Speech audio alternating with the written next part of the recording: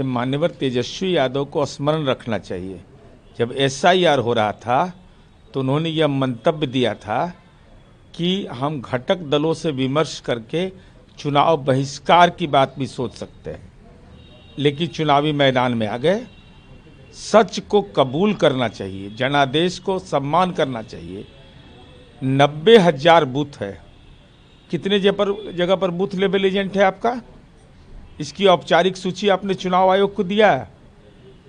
आप 40,000 से आगे नहीं बढ़ पाए, जहां तक मुझे स्मरण है।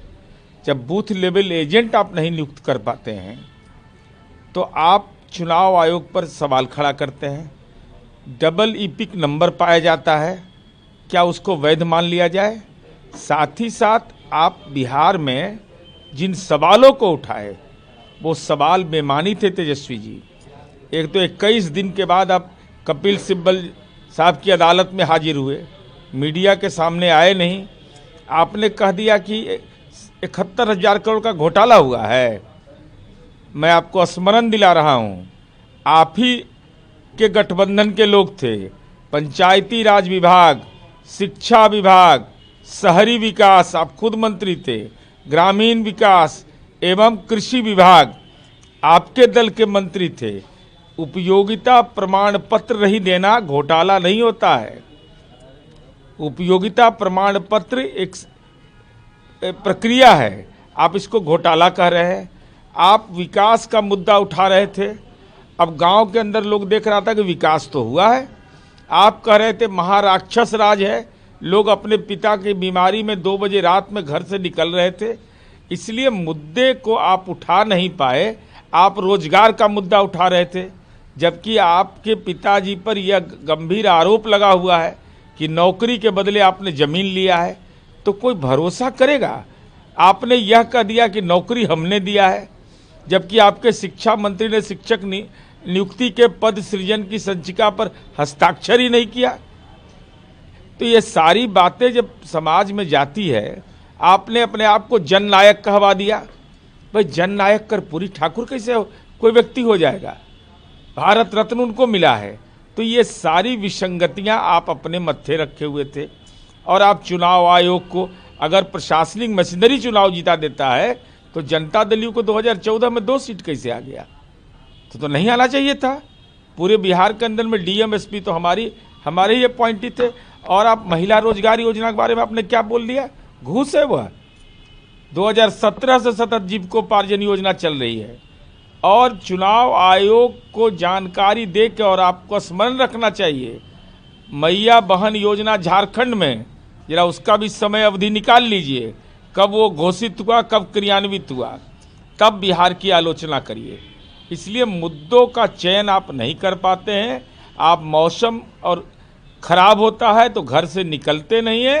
तो आपकी राजनीति में जो मिजाज जो है ना, वो केवल आराम तलब का है। उसी का दुष्परिणाम आपको भुगतना पड़ा है। वंदे मातरम के 150 साल पूरे होने पर लोकसभा में विशेष चर्चा होना है। सुधांशु त्रिवेदी ने कहा कि वंदे मातरम 150 साल पूरे होने पर संसद में इस विशेष चर्चा पे हम प्रधानमंत्री के संबोधन को सुनेंगे, और ये काफी ज्यादा उत्सुकता वाली है। देखिए, वंदे मातरम से किसी को असहजता नहीं है। बंकिम चंद्र चटर्जी का यह गायन देश के आम जनमानस के हर धर्म, जाति, समुदाय के लोग उसको आत्मसात करते हैं। 150 वर्ष पूरा हुआ है तो हिंदुस्तान के आज़ादी के इतने लंबे अरसे गुजर गए, तो वंदे मातरम के निहित भावना का कितना उन मुद्दों को पर काम हुआ है, यह भी महत्वपूर्ण है कि अपेक्षा के अनुरूप सामाजिक विकास हुआ है कि नहीं। इन तमाम मुद्दों पर संसद बहस करेगा। इसी पर डी राजा ने कहा है कि चर्चा वंदे मातरम की नहीं, चर्चा RSS की होगी, और उस एजेंडे को कैसे बढ़ावा दिया है उसका संभव प्रयास किया जाएगा।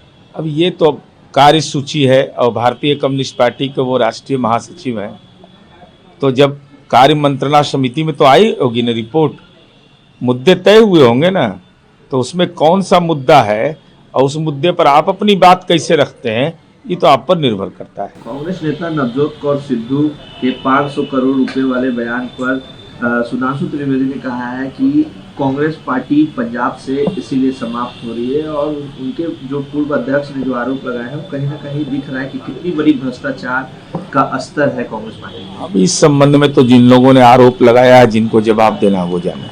उनकी पत्नी ने भी ये कहा है कि अगर पंजाब का सीएम बनना है कांग्रेस का तो सूटकेस में 500 करोड़ रुपए होने चाहिए। देखिए, भ्रष्टाचार राजनीति का शिष्टाचार बन गया है और संवैधानिक व्यवस्थाओं पर ये सवालिया निशान खड़ा हो रहा है। संपत्ति सृजन रोजगार हो गया है, तो जब रोजगार के लिए राजनीति में आएंगे तो अभी तो दुष्परिणाम सामान्य दिखाई पड़ रहा है। कुछ एक दिनों में तो वह तय होने वाला है। ये लोक सेवक लोग हैं, पब्लिक सर्वेंट हैं। एक चतुर्थ वर्गीय परिचारी भी लोक सेवक होता है। अगर वह भ्रष्टाचार में पकड़ाएगा तो उसकी संपत्ति जब्त हो जाएगी, पेंशन जब्त हो जाएगा। लेकिन एमएलए एमपी अगर पकड़ा गए तो उनको पेंशन भी मिलेगा, सिक्योरिटी भी मिलेगा, बंगला भी मिलेगा। तो लोकतंत्र संक्रमण काल में है। समाजवादी पार्टी के मुखिया हैं अखिलेश यादव ने कहा कि हमारा देश जिन हालात में है हम अपना पूरा बाजार दूसरों को दे रहे हैं। ये पहली बार देखने को मिल रहा है कि make in India, digital India, stand up India जैसे बड़े बड़े नारे दिए गए, निवेश बैठकें हुई, डिफेंस एक्सपो हुए, निवेश बैठकें हुई, लेकिन जो हकीकत जमीन पर आनी चाहिए थी वो नहीं है और नतीजा ये है कि महंगाई लगातार बढ़ रही है। कि दुर्भाग्यजनक पक्ष यह है कि नई आर्थिक नीति जो आई 1990 में, उसके बाद सबको राज करने का मौका मिला है। अब तक देश की संसद में नई आर्थिक नीति के फलाफल पर कोई बहस ही नहीं हुई कि उसका परिणाम क्या आया, दुष्परिणाम क्या आया।